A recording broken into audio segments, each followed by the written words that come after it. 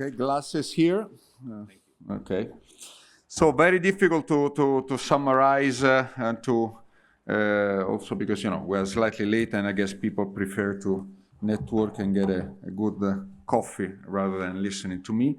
But I think it's been a great opportunity, to discuss very important topics of, impact of AI on corporate governance and sustainability. I would say not only on key stakeholders, but on everyone, including companies themselves and corporates.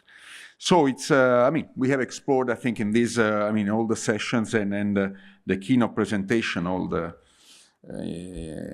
transformative impact that AI is having and will have really on corporate governance sustainability, and how also these shifts are reshaping the landscape for key stakeholders. Now, we had some at least takeaways. I took a lot of notes, first, we had at the beginning excellent panel, and I had to say also terrific speech by Roger Barker on AI role in corporate governance is very important. Is a big potential, can enhance transparency, improve risk management, even influence boardroom dynamics. And so we heard, a lot in the panel and in the speech, how also AI, obviously opportunities and risks, but how can improve, boardroom, decision-making process and board composition and dynamics.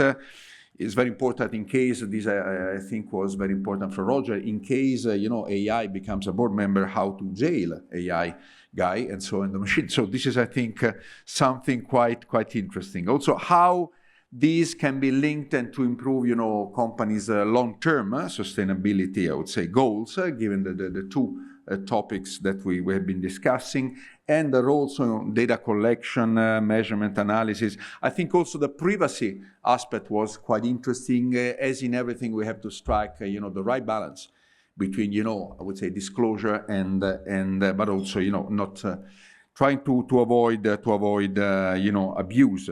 And so also continuously monitor, I would say this is also from all of us, stakeholders, but also authorities, how, this evolution is going on and how the technology is really applied. Also, evolving discussion on the sustainability landscape, navigating also new expectations, and the regulation is one also nice, maybe the numbers I gave on doubling, tripling, quadrupling 5 times, but then obviously what matters is not the quantity, but the quality, and then really, what is the implementation, what is the impact. We know always, I was coming from a discussion at the European level last week in Budapest, always, regulation sometimes follows, sometimes, anticipates, sometimes with the risk of actually putting obstacles. So this is an issue. There is a lot on climate. Then in the second part, I would say also in the other presentation, supply chain, climate supply chain governance. We need a more holistic approach, okay? We work also a lot on this. We actually had, with also our Singapore colleagues, we are working with FSB, in OECD FSB on the role really of AI in finance, and so also in the governance of financial institutions and more in general, so the changing in demand. Still, we need humans, because then in the end, I think, we can substitute, but we really need humans there. And so a human-centric approach is a very, very important to avoid also, unintended consequences. Just to, for you have a more quiet coffee, not to be too angry. Actually, we just released last week this report on regulatory approach in AI in finance with a survey of around 50 jurisdictions and regulators. Apparently they say, okay, we are already, there, so we will pause down now because we have put new things in place, or we can have actually our own rules adapted, so being technologically neutral to what can be the aspect. So this is quite also, relevant, and okay, we will work on this. I mentioned, I think it's interesting in terms of the disclosure and the disclosure, so of, I would say, the material side, let's use still, I take the point that ESG is not maybe more so catchy or, sexy, and then maybe we have on the one side, we're going to cycles, and so maybe we have underestimated now the G, and then we have maybe put a lot of stress at the beginning on the NS. It's true, by the way, that we have a lot of social washing, and this is quite an issue, but so I mentioned that we issued this Global Sustainability Report, which is really year zero, because it was on the financial reports of 2022, so basically before ISSB, before all the new standards. So we will see maybe next year, maybe here, but we can see what if really we are improving. It's true that, again, there is a lot of reporting, but not comparable. If good, is not comparable. Otherwise, there is also still a lot of greenwashing. But again, we need to accompany. This is a path. I've been working and with Roger and many others, some of them in the room, a lot of my 2-3 previous roles, really on self-regulation, on if you really behave in some way, you're a company because you think is correct, and not only because you are fearing that if you're not a bunny, you will be sanctioned, then it's much, much, much better. So I think this is another big issue.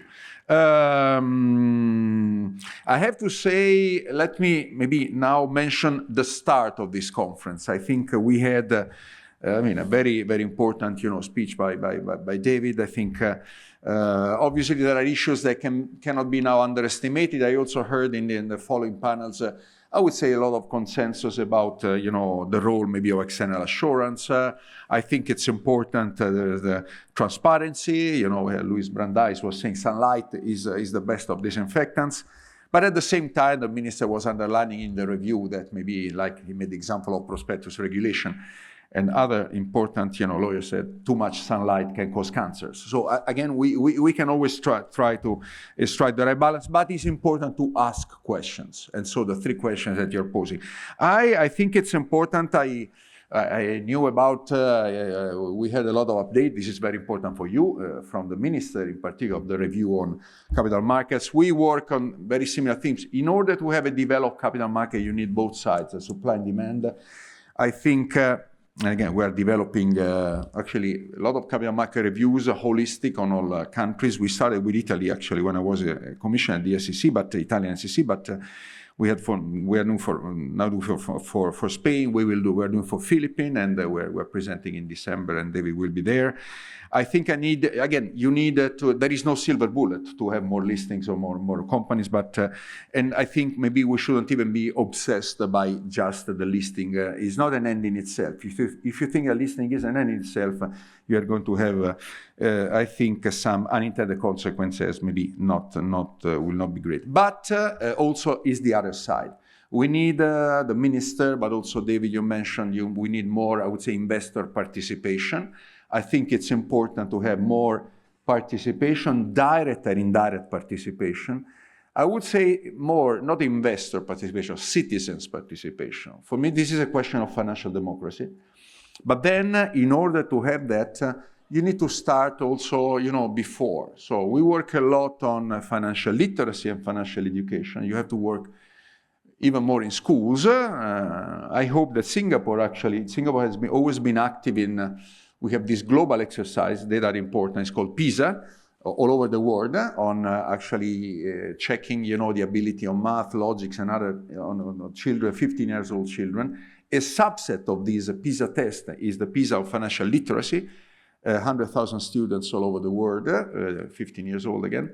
And we are now starting to work on the next editions, and we really hope that Singapore will opt in. Singapore already participated in a broad exercise, but that Singapore would like to join this. So, to conclude, I had this quote, a CEO once commented during a board meeting, corporate governance is like having brakes on a car.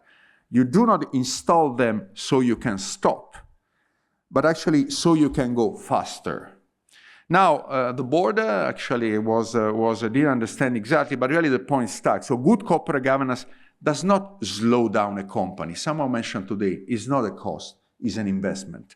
And so it ensures that you can accelerate, confidently knowing there's a system in place to keep, things under control. Now we are about to have our Formula One next week. I have to say, last time I came in person, it was 2019, and the conference was the Monday after the Grand Prix, and I was very lucky because I have to say that then Ferrari won, and so I really hope that Ferrari, the others will use the brake and Ferrari can go faster. Yesterday it was second, but in Monza they won, so good luck for Ferrari. And so, as we navigate in the climate and digital transition, so strong governance will really be key in ensuring that we not only keep pace, we change, but lead it sustainably. So I look forward to continuing our work with SIAS in fostering corporate practices, but with all the Singapore, authorities that will help us thrive in this evolving landscape. I understand there are not so many, so there was some criticism in terms of gender diversity. And I have to say that maybe David and the others, many people think that Carmine is a female name, so this would have ensured a better, balance. I always receive Miss Carmine di Noia, that's why we put Mr., even if I'm a doctor, but then doctor has no sex. So thank you. Now, as you can see, I'm not Marilyn Monroe, but this is easily can be read. But I would like to say happy birthday, Mr. President. Happy 25th anniversary and birthday to SIAS. Thank you very much. And thank you, Mr. Carmine di Noia.